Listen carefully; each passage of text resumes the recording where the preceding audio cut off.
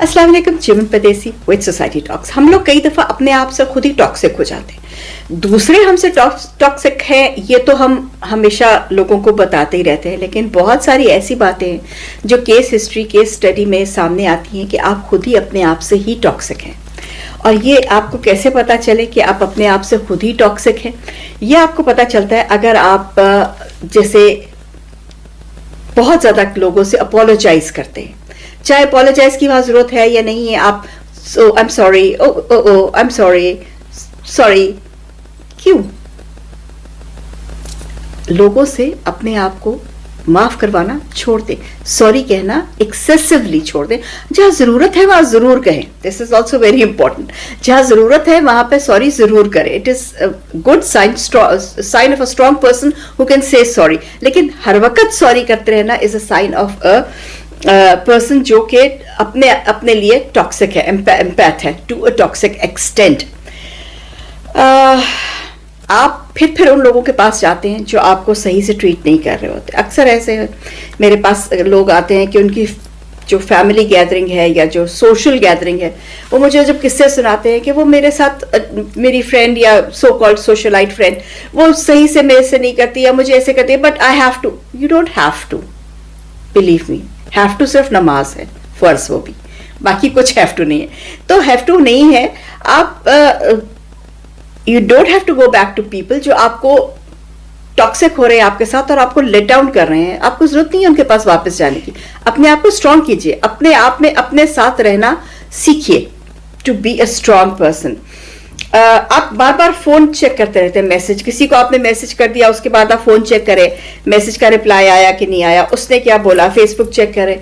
छोड़ दीजिए कुछ अरसे के लिए। टेक योर मी टाइम, उठा के साइड पे रख दीजिए इसको और अपने लिए टाइम लीजिए। चाय पीजिए, कॉफी पीजिए, what ever you like. Balcony में चले जाए, सहन में चले जाए, गार्डन में चले जाए, वॉट एवर यू हैव, चले जाए, थोड़ा फ्रेश एयर ले, किसी और कोई बुक पढ़ लें, अपने लिए टाइम लें। Let your mind relax and let your mind cool down. जो स्ट्रेस लेवल है आपका वो नीचे आ जाता है अगर आप अपने लिए टाइम लेते हैं। थोड़ा भी ले ले तो वो भी ठीक है। आप क्रिटिसिज्म अगर आपके पे करते हैं तो बहुत पर्सनली ले जाते हैं एकदम से। देखिए, क्रिटिसाइज कुछ लोग होते हैं, उनको आदत होती है ओवर क्रिटिसिज्म करने की। और अगर लोग आपको क्रिटिसाइज कर रहे हैं तो थोड़ा सा ना 10 सेकंड के लिए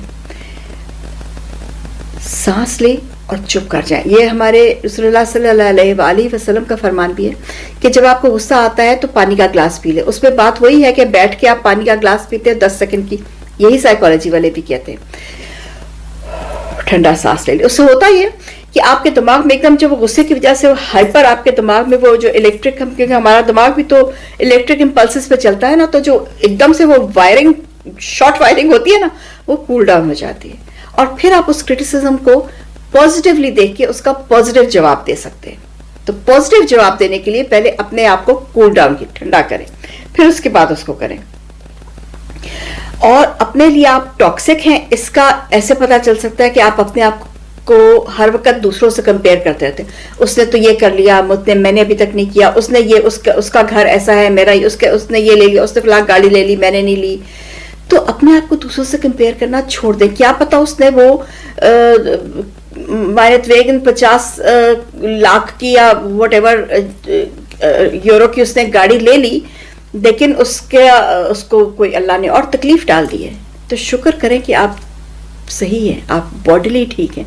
वो आपके पास अगर इतनी महंगी गाड़ी नहीं तो क्या हुआ, गाड़ी तो है, चलती तो है, अब एक से दूसरी जगह तो ले जाती है ना। खड़ा तो उसने सड़क पे ही होना है, चलना तो उसने सड़क पे ही है ना, कौन सा आपने ड्राइंग रूम में ला के रख लेना उसको। तो थोड़ा ठंडा रह के ना अपनी जिंदगी को पॉजिटिवली देखें। आपको बहुत ज्यादा नींद आती है या आप सोते हैं बहुत ज्यादा, रियलिटी को अवॉइड करने के लिए। ये टॉक्सिक लोगों जो अपने साथ टॉक्सिक होते हैं उनका ये बहुत ज्यादा वतीरा होता है कि वो ज्यादा सोते हैं, बहुत ज्यादा सोते हैं जिंदगी को अवॉइड करने के लिए। You can't avoid life, life happens, you just can not avoid it. तो इसलिए होश में रहें और जिंदगी को फेस करें और कोशिश करें कि दूसरों की जो ओपिनियन है, you agree with others people opinion even when you have a different one, कि कि जो दूसरों की ओपिनियन है वो उस पे आप हाँ कर देते हैं, चाहे आप उससे एग्री कर रहे हो कि नहीं कर, लेकिन आप में इतनी हिम्मत नहीं होती उस वक्त कि आप कह सके कि नहीं मैं ऐसे नहीं, ऐसे सोच रहा हूँ।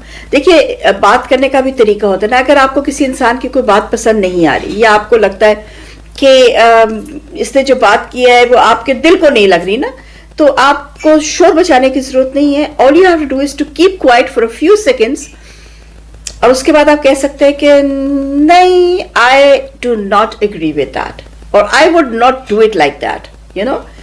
तो उससे आपने अपना मतलब भी बयान कर दिया और आपने दूसरे इंसान को ऑफेंड भी नहीं किया। तो बहुत सारी बातें होती है, body language, the way you speak, the words you use, जुबान और बॉडी आपकी जो है वो आपको बना भी सकती है और आपको गिरा भी सकती है।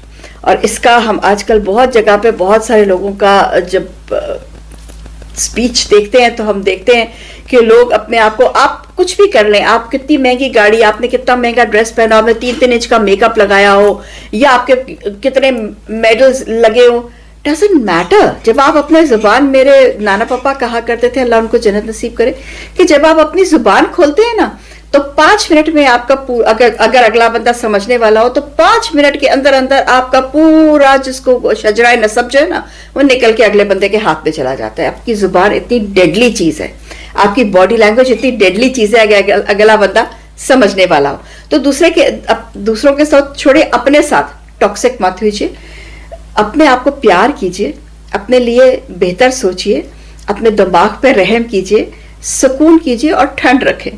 Till then, German Padesi, melde dit zurück.